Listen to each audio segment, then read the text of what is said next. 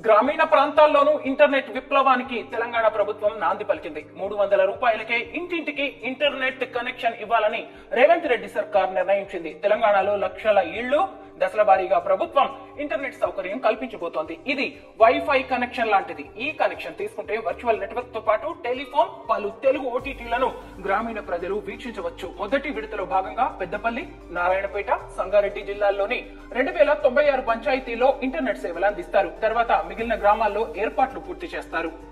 భారత్ లోని అన్ని గ్రామీణ ప్రాంతాలకు ఇంటర్నెట్ కల్పించే లక్ష్యంతో కేంద్ర ప్రభుత్వం భారత్ నెట్ పేరుతో పథకాన్ని చేపడుతోంది.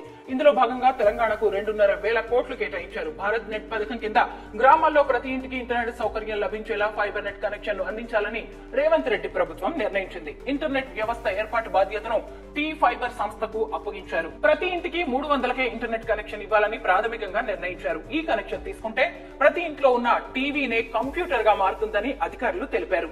20 Mbps స్పీడ్ తో కనెక్షన్ అందిస్తారు. ఈ కనెక్షన్ తో చెల్లింపులు కూడా చేయవచ్చు. గ్రామంలోని అన్ని కార్యాలయాలకు, స్కూల్స్ కు కూడా కనెక్షన్ ఇస్తారు. టీవీనే కంప్యూటర్ గా మారుతుంది కాబట్టి విద్యార్థులకు ఎంతో ఉపయోగపడే అవకాశం ఉందని అధికారులు చెబుతున్నారు. భారత్ నెట్ కనెక్షన్ తీసుకునే వారితో హైదరాబాద్ నుంచి సీఎం నేరుగా మాట్లాడే వీలు కలుగుతుంది.